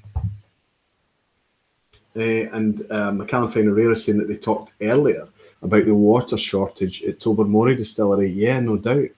And Alan Wilson is saying, don't worry, Roy, the rain won't be far away. Alan Wilson is actually, I managed to hook up in a pub in Glasgow last weekend on Friday night with Alan Wilson, him and his friend Jerry. We managed to hook up and share a dram together. That was quite cool, Alan, wasn't it? So one of the interesting, so on the way down, about halfway down, I've been on the road for about 2 hours. I stopped at Dalwhinnie. Yeah. And then there was a little cafe down the road, so I had lunch right there. There was just a little bit of snow in a little crevice on the mountains right there. But I guess they get most of their water from snow. But they figure pretty much, I mean, the snow season is going to be back up before they know it, and it'll be fine for them. Yeah, I mean, I don't know. I would be surprised. I mean, well, it's really high up. Cairngorms is super, super high. Right. But, you know, the photo, you showed me that photo, and it was just this little stubborn chunk of snow. But in June, you know, I mean, that's incredible. But when the temperature gauge in the car is saying 30+ degrees, right? I don't know what it was up there at the top of the Cairngorms. Right. Probably dropped a bit, but yeah, there's still snow in the Cairngorm National Park. Fantastic. Let's see. Remaster is saying Islay could be in trouble as there are more and more distilleries built, but with climate change in full force. You know, one thing we didn't talk about is haggis. China. Oh, yeah. Yeah. Haggis is fantastic. I have no idea what the stigma is about. It's great. There's stylistically some slight differences. Some are qualitatively, but I had it like 5 times. Any place I go, I see haggis, I order it. At Ardbeg, they have a little restaurant at Ardbeg. The Kiln Cafe, it's really done on a panini with a red onion marmalade, so it's a little sweet and spicy. And that, it's great. They serve it with some potatoes. There's some qualitatively differences between it, but I really liked it. Let's open a Scottish restaurant in California. We'll serve great whiskeys and little side dishes of haggis. And you'll have to get away of getting past the legal things there, because it's actually. Hey, if we can legalize marijuana, we can legalize haggis. Haggis. I don't think it'll be. So there you go. Haggis gets a thumbs up as well. The beef pies. There's some that do the real big, puffy kind of pastry thing. Yes. And then one restaurant we went to, it had like a more of a thin layer one, which I kind of preferred. But the beef pies were great too. Yeah. Those were really good. Oh, and then. The weird orange soda pop, Iron Brew. Yeah, I had that about 4 times, and that was enough. Iron Brew should have a bigger stigma than haggis. It's kind of a bubblegum orange thing, but you're here, you got to try it. It's super, super sweet. It's very, very sweet. People from here like it, but that's because they've been brought up on it since they were kids. My kids ask for it regularly. It's a rationed treat because of just it's not a health drink. But that should have more stigma than haggis. But I had to have it 4 or 5 times just to get it firm in my brain. But it was interesting. Yeah. Did you see? I did a live show on Burns Night, and we did a haggis. Yes, I watched it. You got out the knife, the traditional knife. Right. All that, yeah. And I tried to just kind of dispel this idea that it's anything to be wary of, because I remember taking 2 of the Scotch for Dummies guys to a restaurant, and I ordered haggis, and the deal was that if they tasted it and they liked it, they could have the haggis, but if they didn't like it, I would eat the haggis and they could order something else, whatever they wanted. Needless to say, I ended up eating the haggis, but they were brave enough to try it, and they did consider that it maybe wasn't. I'm going to put an I Heart Haggis bumper sticker on the back of my truck. I don't get the big whoop. It's just as I tried to get across in my video, it's just and blood pudding is great. Yeah. I mean, if you have a black pudding, which has blood in it. Yeah. But if you have a rare steak, you've got blood in your steak. What's the whoop? It tastes great. Yeah. It's a slightly different texture, but it tastes great. So I think we need to start a new movement of Scottish cuisine in the United States. A lot of it is psychology. Absolutely. Hey, Santa Cruz and Chris, nice to see you. Chris is saying it's great to see us together live. It's a little bit odd and a little bit cool. I mean, I said at the time, Eric in 3D. That's right. To me, you're in 3D. That's right. I said at the time that when we met at the airport, it didn't feel like I was meeting somebody for the first time. Yeah. There was a familiarity. There's this this thing that we're doing on YouTube means that there's kind of layers of what you're thinking of having. Oh, and yourself. Go right ahead. Well, I say 24-year-old. Yeah, whiskey is thicker than blood. Yeah, that's right. So you quickly find out you're closely related. And Jason is asking, did Eric go on the Ralia Cafe on the way back from Dalwhinnie and see Fergus the hairy coo? I don't think you did. I saw some hairy coos. Yeah. So I took videos. They have some at Macallan. Yeah. These cows, they call them coo over here. The cows that look like they need a haircut. But I didn't see a particular hairy coo. I think is that a rest stop When they're Dalwhinnie? on the way back, okay. back down the A9. I mean, I'm not familiar, Jason, with Fergus, but maybe I'll look out for him next time. Tom Harris saying he's just opened his Deanston 12 for your show, and I'm really enjoying my drams. It's only going to get better for you, Tom. So glad that you're enjoying that 12-year-old whiskey. It's really good. And the Whiskey Rev is still in. Fantastic to see you, buddy. I hope you were here to see what Erik gifted me tonight. So, of course. And there's someone I would like to spend a lot more time with. So we chatted a little bit during the tour, but I mean, seriously. So Erik Wait had the opportunity to see, and he is a real guy. He does exist because we shared the same birthday. And great hairline. Yeah, similar hairline, right? To both of us, actually. I'm hanging on to the last few strands. And he does exist. He's a real guy, and he's and you said that he was a wonderful, wonderful guide. I would say not someone just who's not. There's some people who, it's like they have a script. They've memorized a script. They can't go off script. But someone who's, you can tell if someone's comfortable in their knowledge, and they can talk about not just Macallan, but everything else in the neighborhood, and just flow in the discussion and sharing everything there, and who's just smooth. And I'm sure as a whiskey rev, he's probably got some background like I do, as being an orator, a preacher and so forth. And that kind of helps, in interacting with that. But yeah, he was top notch. He's not getting paid enough. He was really, really good. Well done, big guy. And I'm not blowing smoke or butter in your bread. I mean, I'm serious. He was the best. Bill at Glengoyne was awesome too. But the Whiskey Rev was really good. Well, you had a different dynamic with Bill at Glengoyne because it was one-on-one for the whole 6 hours of the day, right? But what you had at Macallan was a scheduled tour. And I did mention to Erik, he wasn't aware, Graham, that you took direct action there and switched tours so that you could host them. And both of us are really, really appreciative of that. That's super cool. It's just the kind of guy you are, big guy. Well done. And what was really cool for me as well is that Erik sent down a photo of because I've been up to see Graham and I've been with him at Macallan, but he wasn't working when we were there. But you sent me a picture of him in full flow. Right. When he was, I think he was stood at the casks or something, right, at the time. Right. And you just snapped a picture and sent it down. They call this little section the forest. So I'm going to talk about it's very high tech, very professional, very sleek, but really, really well done. And I was actually kind of thinking about today because they're a little bit more uniform, but they're wearing these black shirts and black trousers. And on a hot day, that's not what you want to be wearing. Fortunately, the inside of Macallan is not too hot, so hopefully he was not. But I have friends who work in the wine industry who do tours of wineries, and they're wearing suits, and they go out into the vineyard and do tours of the vineyards wearing these black suits. Well, hardly practical. Yeah. It doesn't make any sense. But yeah. Anyway, thumbs up to the Whiskey Rev, and if you can get to Macallan. It was really, really, really cool. I really liked it. When you go into the Macallan, ask for the Whiskey Rev. Yeah. Superb. But he's actually saying Iron Brew doesn't taste the same now. They've changed the ingredients. I wonder if that's in an attempt to make it. Supposedly they're lowering the sugar level. Yeah. But that's gonna backfire usually. And he said, I'm taking the credit for your Mortlach Love Aqvavitae with my signatory vintage bottling. Okay. He told me to tell you that everything he taught you. Graham said to tell me. Yeah. Is that not what I told you to tell him?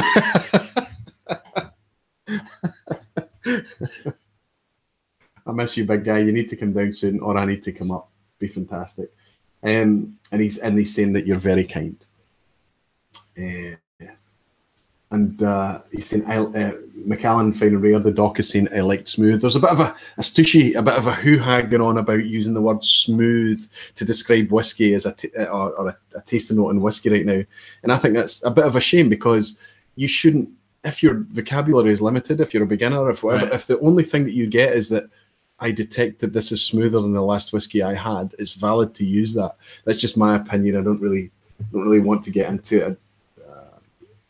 Ralphie's brought it up recently. There's been a few other people brought it up recently, and just the idea that they don't like using. Ralphie has always said that he doesn't like using the word smooth to describe whiskey. Well, some people like to use the creosote from a pirate ship off the coast of Florida Right. as a descriptor. Right. So if I can tolerate that, I can tolerate smooth. Right. I mean, and if you want to go, if anybody wants to go to somebody who's just sat down and given their best dissection of a whiskey is that it's smooth, that's perhaps where they are on their journey. And I haven't watched the Ralphie video, so you might cover that topic and he might have an argument for that. But I just kind of feel that if we talk about whiskey being elitist, it can often be the harder that we work to be mindful of that when we talk about whiskey, the better it's going to be. And I don't think Ralphie is in any way elitist. I don't think that's his shtick whatsoever. I love the guy, but there have been times that I have described whiskies as smooth. And sometimes it's not just about you dissecting the whiskey or analysing the whiskey. Sometimes it's about the audience that's in front of you. Sometimes it's absolute noobs. And sometimes it's people that will understand completely that you might give them a contrast. I would prefer something simple, like smooth, as just someone describing it. If you read some of the descriptions that wine reviewers write, and they're trying to be, I mean, they've been reviewing wines for 5, 10, 15, 20 years. They've run out of they need to expand their vocabulary. So they come up with this sort of pompous, poetic things, and you go, man, I don't know what the heck they're talking about. I'd rather have somebody be simple, smooth, concise, they understand what they're talking about, than someone trying to wax eloquently with a lot of, language that just like, whatever, dude. I would prefer that. Well, I think that there's a huge temptation that is the better you get at something is to demonstrate how good you are at something, right? Right. And I think that's a temptation. And I understand that. But if you can sit down with a whiskey and you can get in all these really surgical, fantastic tasting notes, then superb. But consider your audience. Consider the context. Right. Consider the environment that you're in. And if you're sitting around a table with 4 other whiskey geeks or wine geeks or whoever it is, it's absolutely valid to use that language and strut your stuff and demonstrate how good you are, and you can all get in there together. But if you're sitting there with someone who's feeling a little bit behind, a little bit much earlier in their journey or whatever, I think that would be off-putting. Right. Because it does 2 things. It makes them feel a bit inadequate, and it also makes them think perhaps that there's a lot of snobbery that happens because they don't have your perspective, they don't have your experiences. So I think if somebody's best effort is a word such as smooth, then it just is what it is. I've just noticed that there's a live come up here, Scotch for Dummies. Is that saying that they're live? Anyway. Looks like Scotch for Dummies usually go live much, much later, but it looks like I've had a wee notification up to say that. I like the description smooth because it's like my head. Smooth. Smooth can be a lot of things, absolutely, but certainly I've had smooth whiskies. Smooth would actually be a descriptor for that Mortlach tonight.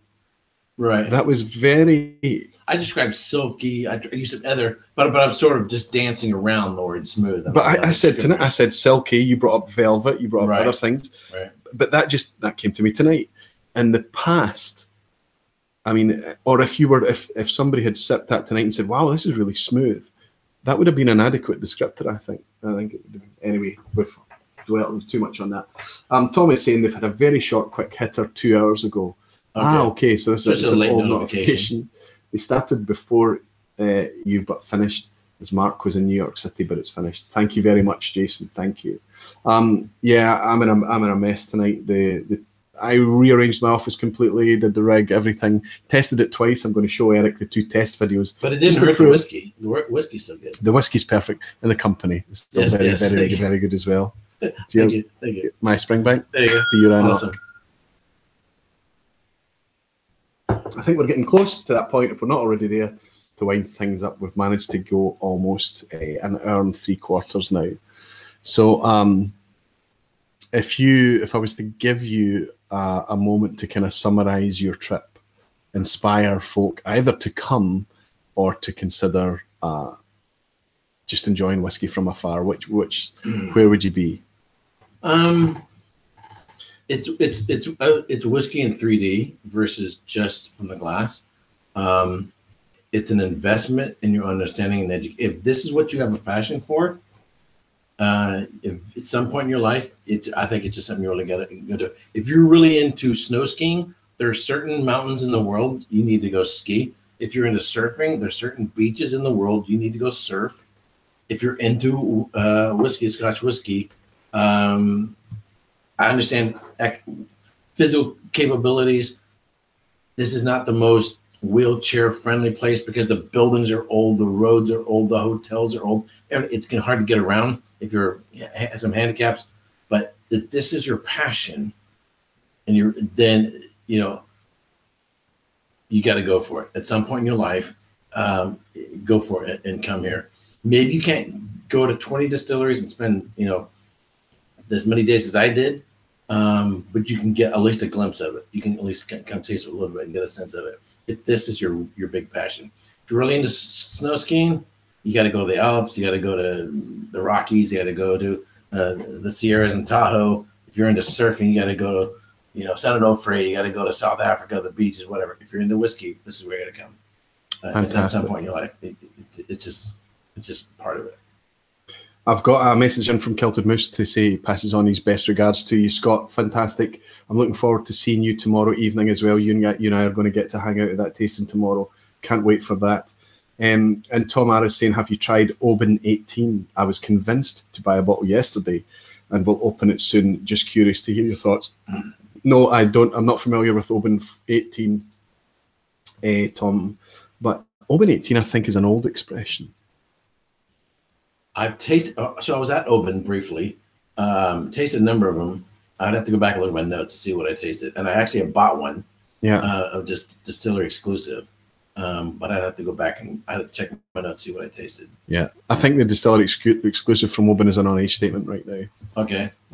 But yeah, Tom, it's Oban. It's going to be pretty fantastic. It's going to be great. It's a wonderful, the 14 especially, is a wonderful, solid and reliable dram. I'm sure it's going to be pretty great. Feedback to us when you do open that.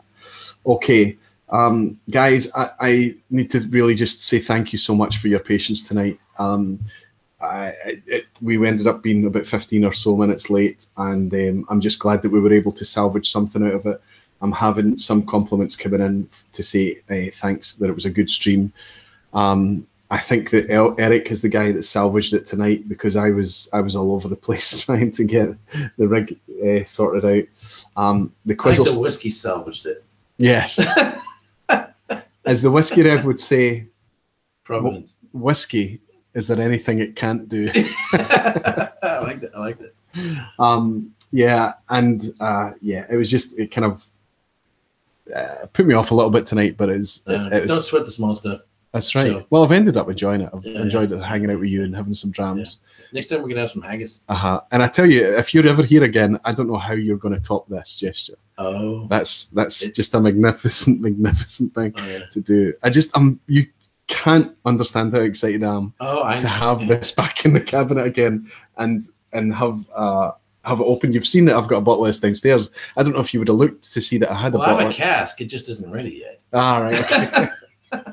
But I'm thinking that you might see the bottle and think, oh, he's already got it. Why? But I mean, that's the thing. It's so precious to me that it's intact that I can't bring myself to open it. And now, obviously, we've been able to share that tonight, which is wonderful. And I know the Whiskey Rev will be super keen to get a wee sip of that as well. AJ, good to see AJ is saying, wonderful show. It feels like we're right there with you too. Well, that's amazing. And that's brilliant that it felt like that. It's certainly probably got a more ad hoc feel about it, given that we're on. My wife's laptop's been a super performer, right? My own machine, which is much, much better, didn't do anything. Sid Martin's in as well, very enjoyable. Evening watching you chat, watching Aqvavitae getting the Mortlach F&F was gold. Yes, that's something I'm probably not going to be very good at watching back myself. Superb. And the Alchemist is saying, Erik, we need to bring the Speyburn next time. Speyburn, not familiar with Speyburn. Speyburn's one of those distilleries that, I mean, it's a good product. I mean, it's a perfectly good product, but it's kind of almost cultish. Oh, there are a few distilleries out there that's kind of cultish. That exists in the wine world as well. I mean, obviously Springbank's a big cult distillery. On Islay, you would say that there's Ardbeg for different reasons from Lagavulin, but Kilchoman's certainly quite cultish. Glenord can be cultish. That explains why Swami is such a big fan. Yeah, yeah, that's right. and the Tormore, the Tormore 4 is a group of guys who got together, and they kind of like to talk up Tormore. But I think a lot of this is just to, sure. I think it's a thing. But yeah, interesting. What's the comment there about the Speyburn Alchemist? I wonder what you're meaning there. And T Green, good to see you, and my friend is saying thank you for the live stream. Normally I would go through and do a wee roll call as well and give lots of you shout outs. I appreciate that tonight has been a wee bit odd and awkward, but I've got one more scheduled live stream to go at the start of July before I break for the summer. And over the summer I've promised my family that as much as possible I'm going to try and go dark a little bit and just have some downtime and avoid burnout. And when I say burnout, I'm super energized. I'm loving being part of this fabulous whiskey community that's been put together. It's just an awesome time to be into whiskey. I keep saying it. I'm very energized right now. I'm loving the support, and I want to keep that going, but I appreciate that. I think I'll be able to come back after summer with even more energy. But I've got one more live stream to go out at the start of July, and I hope you'll join me for that as well. I'll let you know well in advance when that's going to be. Scotch for Dummies usually do a live. I'm not sure they went live earlier tonight. Maybe they're not doing one tonight. Don't know who else is live this weekend, but I'm sure if you subscribe to them all... I will. I'll go live on Sunday. So I do the Whiskey Church on Sunday. And then next Friday is my birthday, my 52nd birthday. I'll do a live next Friday for my birthday. I'll talk more about that later, but I'm actually starting a fundraiser. I talked about that earlier. So I'll be doing, I just got monetized on my channel. So the funds for the monetization will be going towards a charity called Wheeling Forward. A friend of mine, he's a sommelier in New York. He was in a car accident. He's in a wheelchair, still serving as a sommelier. He's an advanced sommelier. He has an organization which helps people who are disabled or handicapped, whatever term you want to use. And so now that I'm monetized, I'll be able to, whatever income's coming in, I'll be able to forward it to him and help his organization out. So I'll be starting next Friday on my birthday, and I'll talk more about that. And then on the live, on the Whiskey Church, be doing fundraisers for that as well. I think everyone, once they get to know Erik, they'll start to understand just how much of a generous character he is. I'll never forget the gesture that you did for Lloyd Fink as well, right. And wonderful thing. I haven't thanked you for that yet. How's he doing? Have you heard? Yeah, he's back online. If you follow, and you need to get on Instagram. Okay. And he's sharing a lot of images and things on Instagram, good. But he's back online. I think he's just coming back into. He's not doing anything in terms of whiskey right now. But I think he was appropriately touched by all of those gestures that happened at the time. But Erik is a super generous guy, obviously, as you can see, and it's been a pleasure hosting him here. Jason and I hosted him here over the last couple of weeks, and we hope it's not the last time we see him. Thank you very much. You're very welcome. I enjoyed it. Listen, everyone, thank you so much for your patience again, and I look forward to welcoming you back here in a couple of weeks' time. All right. I'll raise the last of my Springbank, and I'll say Slanchivat. Slanchivat. And very rich. Thank you for the super chat. Just came in. Thank you, Richie, my friend. It just came in. It just popped in at the last second. Right. Thank you so much. Wow, that's a double. That's one for Erik and one for me. Thank you so much, my friend. You take care, everyone. And he's saying cheers to the host and travel safe, Erik. Thank you very much. Looking forward to it. Cheers. Thank you very much.